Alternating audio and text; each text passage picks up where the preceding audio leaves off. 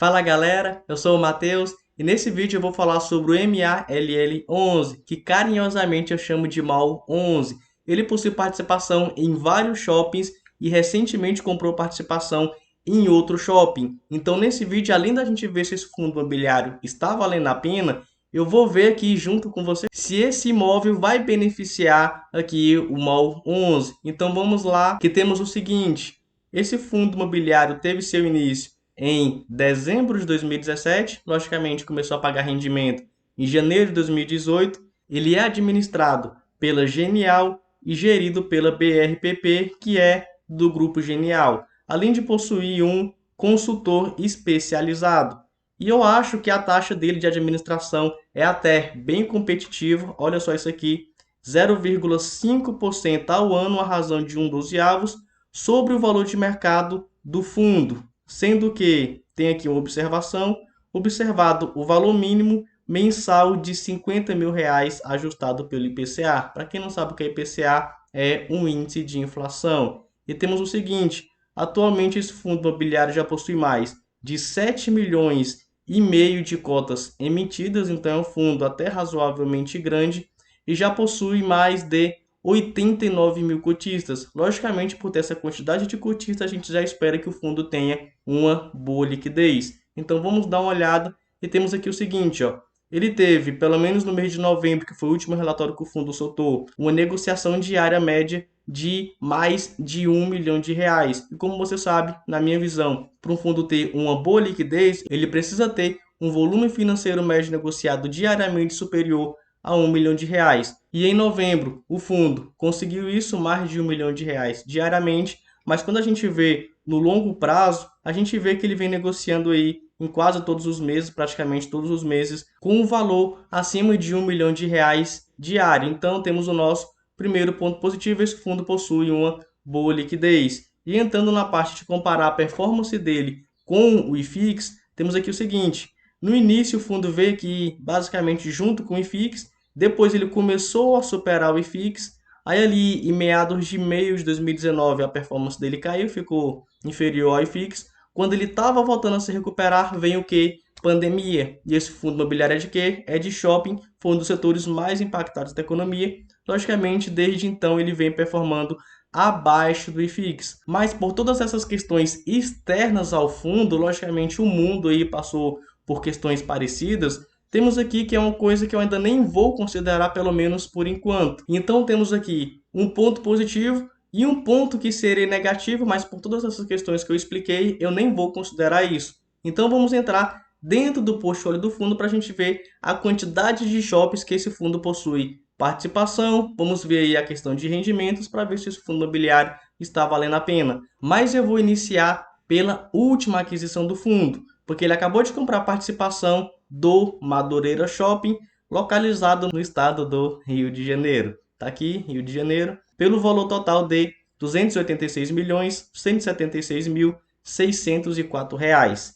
E a expectativa é que isso dê um retorno, pelo menos nos próximos 12 meses, de 8,74%. Ou seja, temos aqui uma potencial distribuição anual de dividendos bruta de R$ 1,10. Isso por cota, já líquido do serviço de securitização e de suas respectivas despesas. Ah, Matheus, mas por que securitização? Porque esse fundo imobiliário, para comprar esse shopping, ele teve que fazer uma dívida, né? Ele teve que se alavancar.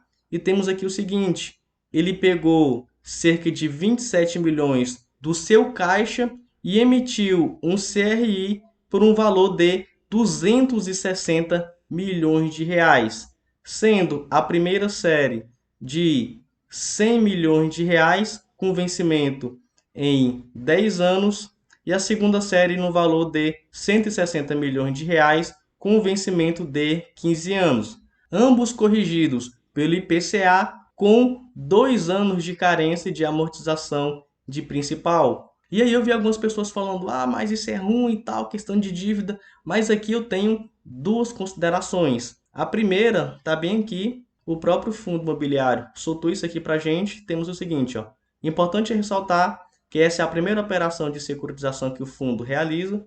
A decisão de realizar esse tipo de operação se deve ao fato de o momento atual de mercado não está favorável a novas emissões, principalmente considerando-se o valor atual da cota. Ou seja, o fundo não quis emitir por um valor abaixo do valor patrimonial por cota que está atualmente. Na minha visão, essa foi uma boa estratégia, particularmente eu não sou muito chegado quando o fundo fica soltando aí emissões abaixo do seu valor patrimonial.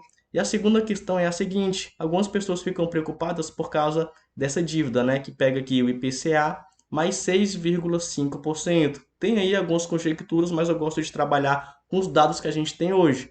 E com os dados que a gente tem hoje, temos aqui o seguinte, ó, de acordo com o Boletim Focus publicado pelo Banco Central, temos aqui uma expectativa da inflação em 2022 de 5,09, com uma taxa Selic de 11,75. Mas em 2023 temos aqui a expectativa de 3,4% a inflação e uma Selic de 8%. Já para 2024, temos aqui uma inflação a 3% com uma taxa Selic a 7%. Ou seja, a gente tem aí uma expectativa de inflação retrocedendo. Logicamente, inflação retrocedendo, a taxa Selic também tende a retroceder. E isso acontecendo, a gente pode ver aí os fundos imobiliários voltando a se valorizar. E aí, o fundo pode fazer uma nova emissão de cotas quando a cota estiver lá para o seu valor patrimonial e até um pouquinho para cima, porque aí fica aí de acordo com, pelo menos, o que a maioria dos cotistas gosta. Particularmente, eu gostei bastante dessa estratégia. E aqui temos, ó, 2 anos de carência de amortização de principal. Então, temos aí esse período de 2 anos. Eu gostei disso aqui. Eu gostei da aquisição desse imóvel porque você viu ali, tem um bom retorno acima de 8%. Eu conheço algumas pessoas no Rio de Janeiro, nunca fui lá, mas eu conheço algumas pessoas que moram lá. Liguei para algumas pessoas, alguns não conhecem esse shopping, outras pessoas já conheciam o shopping e falaram que ali está sempre bem movimentado, o shopping é bem localizado, é bem bonito, então eu levo muito em consideração quando as pessoas, pelo menos que eu conheço, me falam isso, porque eu já dou um outro olhar a respeito daquele ativo. Então temos aí um bom ativo, na minha visão, tendo pego aí por um bom valor e uma dívida que, se tudo der certo na economia, o fundo pode emitir mais cotas e pagar tranquilamente essa dívida, que é aqui você viu de acordo com o Boletim Fox, por enquanto, né, tá tranquilo. E temos que, com esse shopping, o fundo passa a ter participação em 8 shoppings, você está vendo aqui, ó, sendo que 29% da receita operacional líquida advém justamente desse último shopping que o fundo comprou, ó, Madureira Shopping, e o segundo mais relevante, Maceió Shopping, que logicamente fica lá em Alagoas. O restante você pode ver está bem distribuído. Em relação a essa receita operacional líquida por estado, temos aqui que mais de 50% vem do Rio de Janeiro, mas ele também tem exposição em Alagoas, São Paulo, Bahia e Pernambuco. Particularmente falando, eu não gosto quando o fundo possui uma grande exposição em um estado específico. Não estou falando aqui porque é Rio de Janeiro, São Paulo, coisa assim do tipo. Mas eu não gosto quando mais da metade do fundo fica aí exposto a apenas um estado. Mas considerando que esse ativo que o fundo comprou é bem localizado, é de qualidade, particularmente eu gostei, então por enquanto isso aqui, na minha visão, tá tranquilo. Mas eu espero que aí no longo prazo o fundo fique aí comprando participação, logicamente, em bons shoppings em outros estados para equilibrar um pouco e não ficar tão exposto a um estado só. Em relação a alguns dados, ó, temos aqui um dado bem interessante, particularmente eu gostei disso, que o fundo vem tendo seu valor patrimonial valorizado. Ele saiu aqui em dezembro de 2017 de R$ 95 e hoje está em R$ 103. É uma pequena valorização, mas não deixa de ser uma valorização, no caso aí, um ponto positivo. Já em relação dos rendimentos, temos que o fundo, desde o início dele, sempre pagou. Ele teve seu início aqui em dezembro, então, logicamente, ele começou a pagar em janeiro de 2018, ó, sempre veio pagando. E um ponto ainda mais positivo é que, mesmo estourando essa crise de pandemia lá em março, abril de 2020, olha só isso aqui, ó, o fundo continuou pagando rendimento tranquilamente. Cara, eu sei, abaixou bastante, mas o fundo continuou pagando tranquilamente. Isso aqui, na minha visão, é um ponto super positivo. Sendo que, nos últimos 12 meses, o fundo distribuiu R$ 6,54, o que dá um dividend yield de apenas 6,78%. Mas já expliquei, teve esse lance aí de pandemia, você pode ver que aqui, ó, o fundo lá em janeiro, por exemplo, março, abril de 2021, alguns shoppings ainda estavam fechados, não estavam funcionando com a sua totalidade, então logicamente o fundo nesse período reduziu novamente aí os rendimentos, mas você pode ver que está voltando a se normalizar, então isso aqui na minha visão é até um bom dividendo considerando, né, todo esse cenário que a gente está vivendo. E aqui temos o seguinte, vamos lá, que temos alguns dados aqui bem interessantes desse fundo, que ele tem realmente uma boa liquidez, mais de 12 mil negociações diariamente.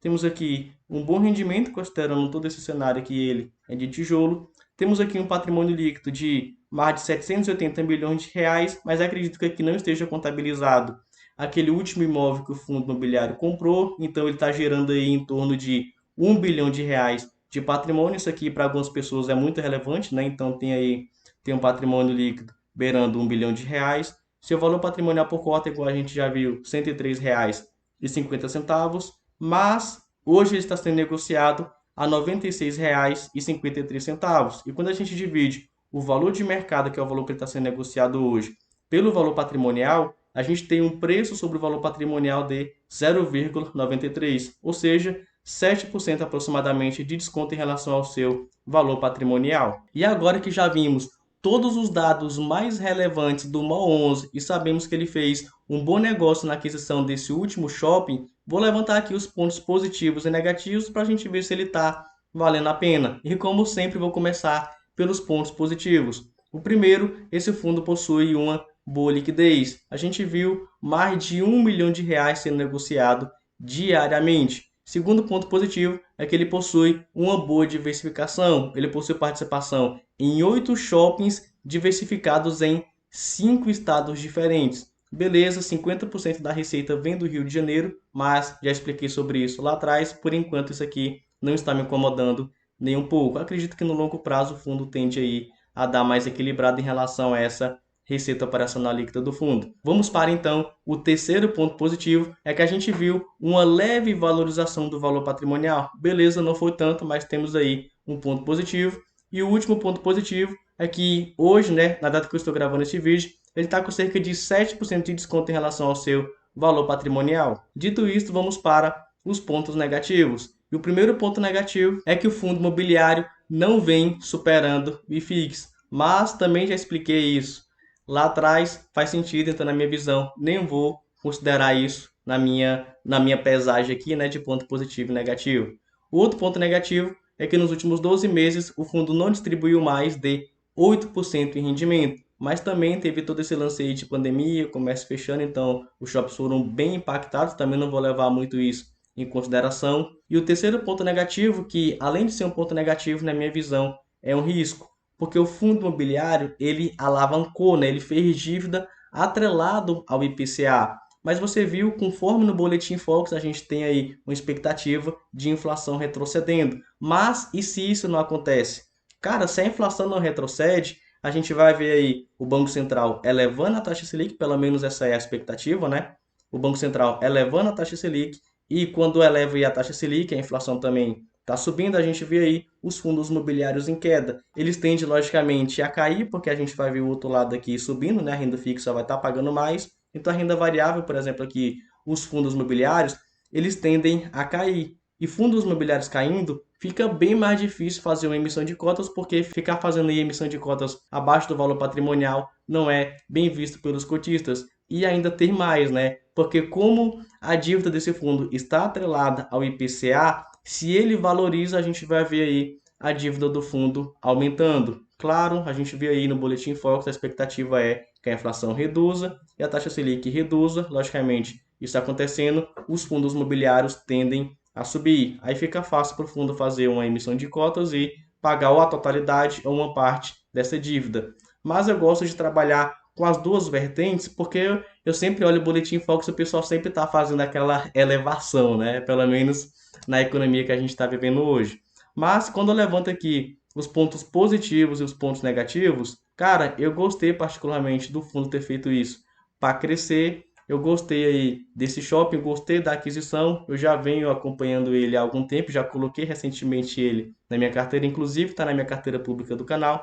Então hoje eu acredito que esse fundo imobiliário está valendo a pena. Mas claro, para uma exposição pequena, porque a gente não sabe como é que vai ser aí a inflação, pelo menos para os próximos 2 anos. Então é isso, fico por aqui. Se você gostou desse vídeo, não esqueça de se inscrever no canal, deixar aquele seu likezinho e nos vemos no próximo vídeo.